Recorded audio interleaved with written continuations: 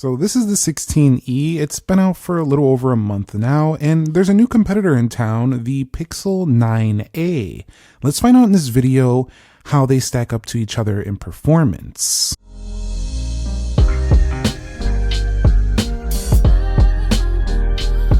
So what is up, guys? Nick here, helping you to master your technology, and let's go ahead and begin this video with a boot up test between both of these phones in 3, 2, go, and see which one can get there first. Now, the Google Pixel 9a is rocking the Tensor G4 with a Mali G715 GPU, 8 gigabytes of RAM, which is down from the Pixel 9, which has 12, and then the 9 Pros do have 16, but it does turn on faster than the iPhone 16e, which is rocking 8 gigabytes of RAM with the Apple A18 chip found in the 16. Pixels usually boot up fast, and it's no exception here for the Google Pixel 9a in this beautiful iris color. This phone also turned on very quick, so 16e is not playing games either over here. Let's get on to the biometrics now. All right, so we're rocking the notch on the iPhone 16e, which is pretty old looking at this point. Looks kind of like a dinosaur in the smartphone game, but it still houses one of the cooler ways to unlock a phone, which is Face ID. Because it works with multiple applications, it's easy to use. If your fingers are greasy, you can still go ahead and get in. And I do have my headphone wire blocking the camera lens, so let me go ahead and showcase how simple that is. But it just feels rather old at this point. However, most Android phones also have in-display fingerprint sensors. The Pixel 9a is no exception. You can also wake the screen with your thumb, but this is not going to be quite as efficient as something like an ultrasonic fingerprint. It's still pretty good. Also, you can unlock the phone via the camera, and they're a little bit more secure than they were before. You can see I can actually skip the lock screen. So the Pixel in general performs better, not only on boot up, but actually unlocking the phone. It's just faster to use than the 16e. So from the performance of getting into the phone, not only from a startup, but also getting in, the Pixel is quicker. So when looking at the general operating system, we are looking at the iOS 18.4. When navigating through this, most customers are not really going to care about the iPhone 16e's 60 Hertz. However, when we're doing a comparison, it's pretty easy to see that this looks rather dated in the way that it moves along. Just the refresh, you can see it just looks a little slower when going through the operating system, less smooth, if you will. Now, my Pixel 9a is rocking Android 15, and it is buttery smooth, man. Let me tell you. I will say I did get a little bit of hiccups starting it up, setting it up. Once everything got loaded, I restarted the phone. Everything is good to go now. I actually had to turn on the smooth display. It's over here in settings. Go down display. You'll see down here, smooth display. You can turn that on and off. I had to turn it on. It was on 60 Hertz out of the box, but this thing is still way smoother looking than the iPhone 16e with its 120 Hz smooth display. Also, both of them are very quick with their control centers, and what I like about both of these phones is they kind of do similar things. Like, they give you a clean software with long software support with not over the top with skin. So they're two of the most polished and clean operating systems out there. Of course, you're getting the regular Google experience here, and you're getting the iOS experience. So these are very, very close in terms of, if you just like Android to be clean, this is great. If you like clean iOS, there you go. So really nice. All right, so here we are at the app test. You can see everything is closed out for both phones. Let's go ahead and head into Calendar to get things started. And that was faster on the iPhone. That's usually the case because Apple Calendar is not really pulling in from the internet like Google Calendar is. Let's go into Clock. And I think that was the iPhone. Let's go into timers here, and we'll go over to stopwatch.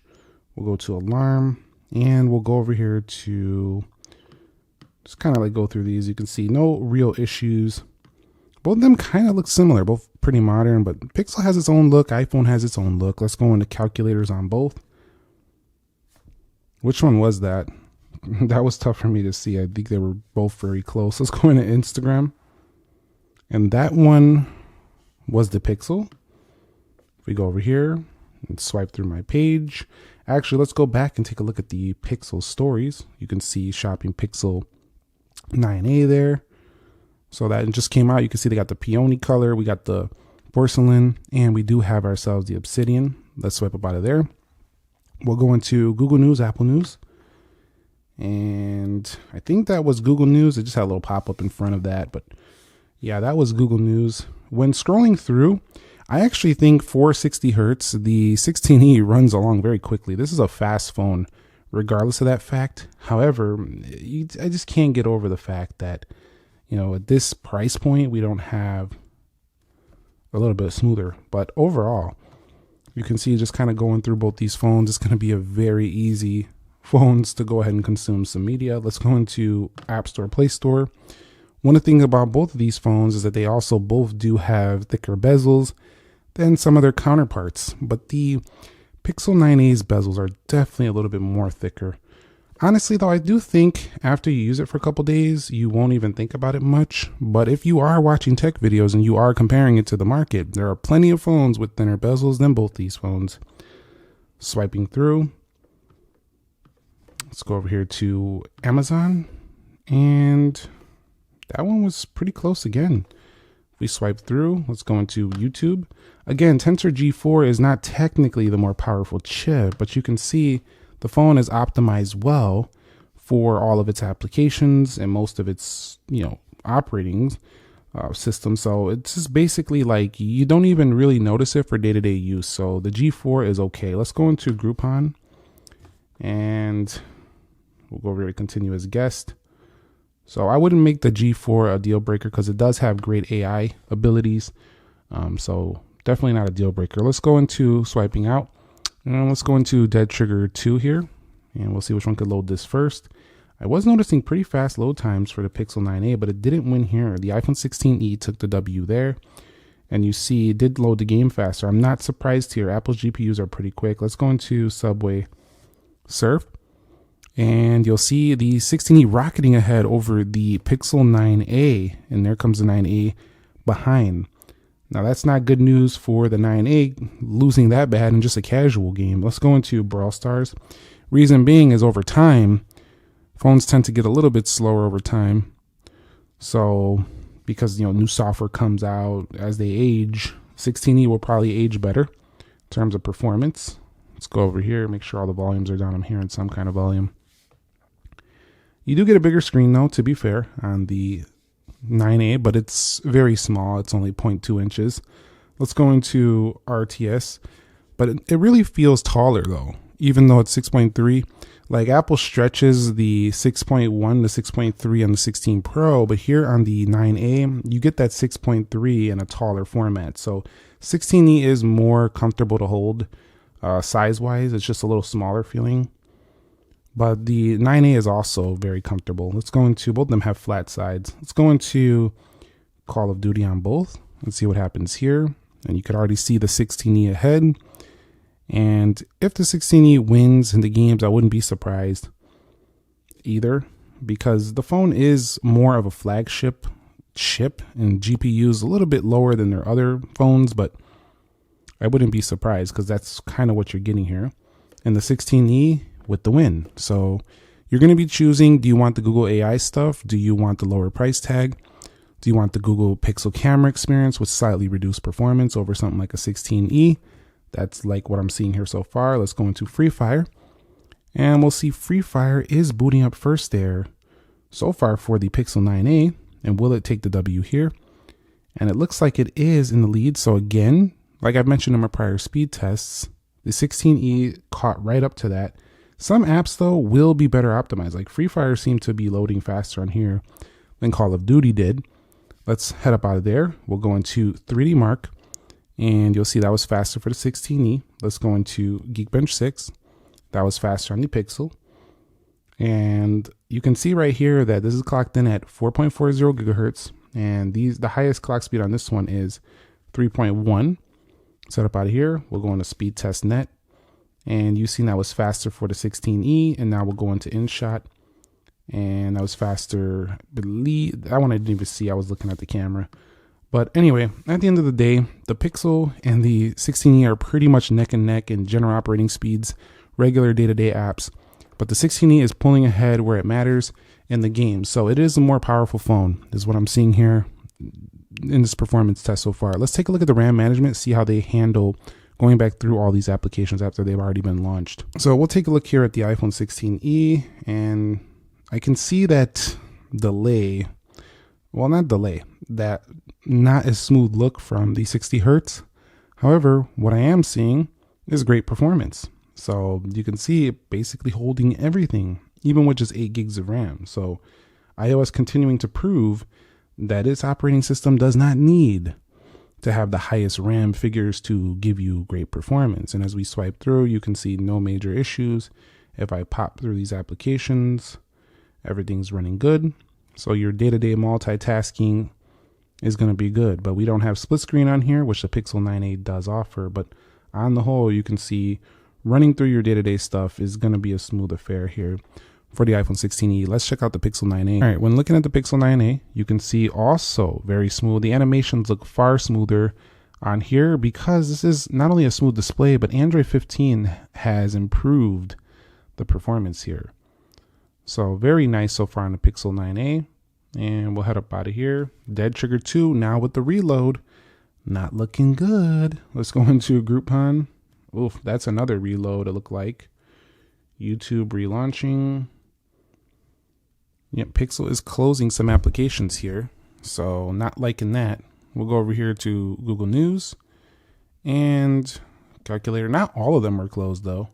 So I would say this was great. The animations were great. The performance was pretty great, but it did close a few things in the background, especially those games. So 16e did a little bit better job here with managing its background tasks, if you will. Let's go over here to see Call of Duty doing this again. Like if I'm in the, like for example, if I was playing a game, somebody messaged me and I wanted to come back to my game, I don't like this. I don't want to be reloaded if I was in the middle of a Nuketown match. You know what I'm saying? Like, so this phone right here definitely has weaker performance. It looks like, at least according to that performance test. Let's go ahead and take a look at some of the benchmarks now. Look at this. Apple's winning Geekbench again. What else is new? They always win in this department, but this time it's pretty substantial, especially in that multi-core. You can see 3940 versus 81. It's more than double. Actually, it's more than double on the single core, just about close to double as well. So $100 more, double the performance according to this test. However, you get double the refresh rate on the Pixel 8a. This is one thing I don't like about mid-rangers, is that there's always like little sacrifices you got to make. And like, if you want the other one, then that one sacrifices something. For example, if you want the Pixel 9a, you're going to sacrifice having the best chip you can get around the same money. You can also get like a OnePlus 13R. You can get the 16e with a faster chip. But if you get the 16e, you're sacrificing the 120 Hertz. You're sacrificing the Gemini AI experience, which is great on here. Whereas you do get AI on the iPhone, but it's more beta feeling. It's a lot more further along, I feel like, and just better to use on the Pixel. So there are things you're always trading here. If you get the OnePlus 13R, great performance, great size screen, but better cameras on the Pixel, I would say, overall. So there's always something you're trading with these mid-rangers. That's why I tend to really like flagships personally. So the Wildlife Extreme tells us a very different story though, with the 16e only being 2 FPS better, 17.3 versus 15.72. 2892 versus 2625, scoring better than 58% of devices. The 16e is still quicker, but not by a lot. 51 on the Pixel 9a, which means in the area of gaming, actual gameplay, frame rate should be pretty comparable. That's one area where Apple did make a sacrifice with the 16e. They have the lowest GPU cores of all of the 16s. It's like a 4-core. The rest of them have 5 and 6-core GPUs. So this one is the slowest for gameplay of the entire 16 lineup. Those are both still good enough to run your mobile games just fine. Even things like Call of Duty, you're not going to have issues with gameplay. You're not going to have issues with Free Fire. You're not going to have issues with things like PUBG Mobile. Mobile games are designed for phones, so they're not going to give you a substantial issue. So both of these will still play them just fine. All right, so let's check the cameras. I have my Android man here. Years ago, he lost his antennas, so he's a little bit handicapped. But we'll go ahead and we'll take a look here at our cameras. And you've seen, that was the 16e. We're going to do it again. 3, 2, go. Yep, 16E quicker there. Also, 16E will actually take the photo faster, not because the shutter speed is so much quicker, but because Pixel takes a second to process. But I do like the way Pixel's images come out with their processing. Also, in the area of camera, this phone ditches a ultra wide. You used to have that on the 13. This one has the same body, but no ultra wide. You have more zoom though than you would have on the Pixel, which goes 8 times. But the Pixel also has ultra wide. So again, see, you're sacrificing 0.2. You're sacrificing that ultra wide, but here you're sacrificing 2x on zoom. So like, there's always something, like I say. So you really just got to pick and choose what areas matter most to you.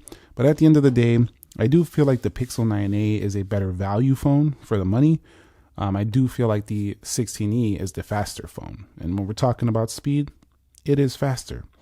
However, navigating the UI on the Pixel is quicker with its smooth display option. So they're kind of like, one is better in certain areas, one is better in the other. Let me know your thoughts on this down below in the comments section, and stay tuned for my upcoming battles against the 9A. We're going to do a couple more, and let me know which ones you want to see specifically. I'll take your comments into account. So I'll catch you on the next one. Thank you very much for watching. Nick here. Be sure to be well, and peace.